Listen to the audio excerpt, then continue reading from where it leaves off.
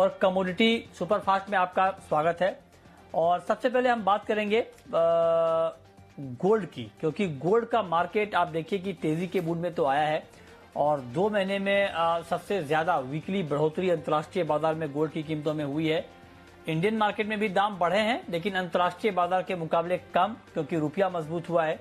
तो ऐसे में अब आपको करना क्या चाहिए, ये बताने के लिए हमारे साथ राजीव कपूर हैं ट्रस्ट लाइन के। राजीव जी, बहुत स्वागत है आपका। शुरुआत गोल्ड से ही सर, क्या गोल्ड में अभी बाई करके चलना ठीक है, खरीदना चाहिए गोल्ड इस भाव पर?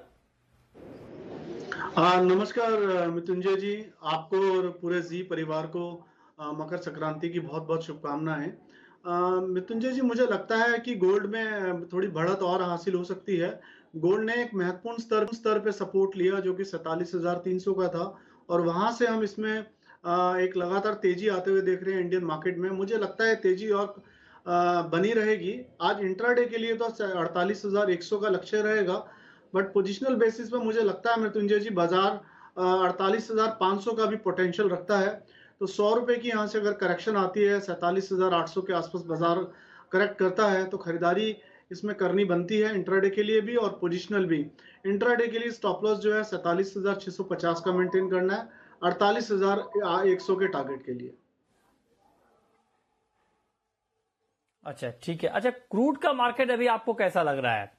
क्या क्रूड में इस भाव पर बाइंग करना ठीक है, मतलब अपसाइड की गुंजाइश अभी है, या आपको लगता है कि दाम ऑलरेडी ऊपर आ चुके हैं तो यहां से बहुत ज्यादा तेजी की संभावना नहीं है, मार्केट एक रेंज में ही रहेगा? मृत्युंजय जी, आपने बिल्कुल क्रूड के बारे में काफी कुछ ठीक बताया। अब काफी हद तक तो बहुत बड़ी तेजी तो आ चुकी है। 5,000 के स्तर से लगातार क्रूड 6150 के स्तर पर पहुंच चुका है। अभी मोमेंटम तो अपसाइड ही दिखता है, बट अब मोमेंटम थोड़ा थोड़ा मुझे लगता है कि थोड़ा स्लो डाउन होना चाहिए। बाजार एक ऐसे दायरे में पहुंच रहा है जहां पहली दफा इसने एक अच्छी रेसिस्टेंस ली थी और वहां से करीबन 1500-1600 पॉइंट की गिरावट आई थी। But intraday point of view से मुझे अभी भी लगता है कि मोमेंटम कंटिन्यू कर सकता है, बट बहुत बड़ी तेजी नहीं दिखती। 6190 के टारगेट के लिए बाय करना चाहिए, 6100 के स्टॉप लॉस से, सॉरी 6040 के स्टॉप लॉस से। और स्टॉप लॉस बहुत स्ट्रिक्ट रखना है मृत्युंजय जी, क्रूड की पोजीशन को कैरी भी नहीं करना है, इंट्राडे के लिए ही ट्रेड करना है। ठीक है। अच्छा, निकल का मार्केट आपको कैसा लग रहा है? क्या, क्योंकि मेटल में हमने बहुत तेजी देखी है और निकल तो चाइना में रिकॉर्ड ऊंचाई पर है, एलएमई पर 10 साल की ऊंचाई पर है। क्या फंडामेंटल इतने मजबूत हैं कि निकल के दाम और ऊपर जाएं, या जो फंडामेंटल हैं जितनी तेजी आनी थी आ गई है? मृत्युंजय जी, देखिए फंडामेंटल्स तो डेफिनेटली निकल के पहले से ही काफी मजबूत थे और अभी बाजार जो है मोमेंटम पकड़ रहा है ऊपर का। अभी पिछली दफा जब बाजार ने ऊंचाई दर्ज करी थी वो 1641 रुपए की ऊंचाई दर्ज की थी मृत्युंजय जी। उसके बाद आज बाजार उस ऊंचाई के ऊपर आया है। मुझे लगता है कि थोड़ा मोमेंटम और कंटिन्यू करना चाहिए 1660 तक और ऊपर में 1670 तक। इंट्राडे के लिए मृत्युंजय जी 1638 पे खरीदारी बनती है इसमें, और स्टॉप लॉस रखना है 1626 रुपए का, टारगेट रखना है 1658 का। अच्छा, कॉपर पर अगर आपसे पूछें, क्योंकि कॉपर में आप देखिए कि हफ्ते भर में करीब करीब 2.5% की तेजी आई है। अक्टूबर के बाद सबसे बड़ी वीकली तेजी हमने कॉपर में देखी है। कमजोर डॉलर और सप्लाई में कमी से कीमतों को लगातार सपोर्ट मिल रहा है। एलएमई पर 2021 में 25% और 2020 में 26% तक दाम बढ़े हैं।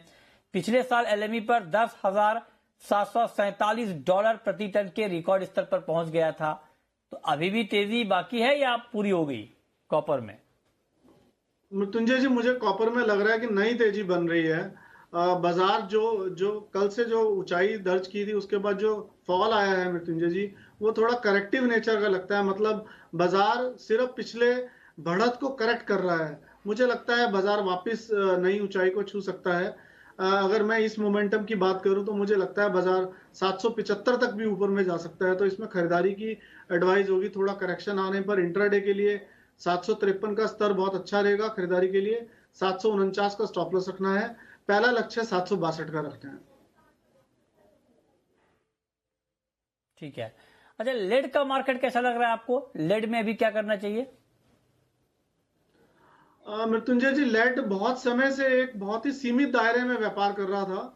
सीमित दायरा जो इसने बनाया था 188 ऊपर में और नीचे में बनाया था 184। कल इस दायरे के बाजार बाहर निकला है। अब मुझे लगता है कि बाजार जो है 194 तक और ऊपर में जा सकता है, तो 190 तक भी आए बाजार तो खरीदना चाहिए इंट्राडे के लिए। 189 का एक छोटा सा ₹1 का स्टॉप लॉस मेंटेन करना है। 192 से 194 दो टारगेट रखे जा सकते हैं। ओके, तो ये राय हो गई आपकी लेड के ऊपर। अब मैं आपसे एल्युमिनियम पर पूछना चाहता हूं। एल्युमिनियम में भी डिमांड के मुकाबले सप्लाई कम बताई जा रही है। पिछले एक साल में 42% तक एल्युमिनियम के दाम बढ़ गए हैं। ग्लोबल मार्केट में सप्लाई कम है और बैंक ऑफ अमेरिका ने कहा है कि यूरोप की क्षमता में 6.5 लाख टन की कटौती हुई है और आगे 9 लाख टन और कैपेसिटी कम हो सकती है, मतलब आगे और सप्लाई की दिक्कत आ सकती है। ग्लोबल डिमांड के मुकाबले 2.54 लाख टन सप्लाई कम है। एलएमई के गोदामों में रिकॉर्ड लो लेवल पर है एल्युमिनियम का स्टॉक। ये सारे फंडामेंटल तेजी के हैं, क्या किया जाए एल्युमिनियम में भी? मृत्युंजय जी देखिए, फंडामेंटल्स आपने बहुत ही बढ़िया बताए हैं और सब वो तेजी की तरफ संकेत कर रहे हैं। चार्ट्स पर भी ऐसा लगता है कि जो प्राइस एक्शन है वो भी यही मोमेंटम दिखा रहा है कि अभी मोमेंटम अपसाइड का बरकरार है एल्युमिनियम का। अगर हल्की करेक्शन आए, अगर 229 230 के बीच में अगर भाव मिलते हैं तो पोजिशनल इसमें लॉन्ग पोजीशन ली जा सकती है। स्टॉप लॉस मेंटेन करना है 223 का। मुझे लगता है अपसाइड में 240 से 242 के टारगेट्स अचीवेबल है 4-5 दिन के अंदर। ओके, तो ये राय हो गई आपकी एल्युमिनियम के ऊपर कि एल्युमिनियम में आपको क्या करना है।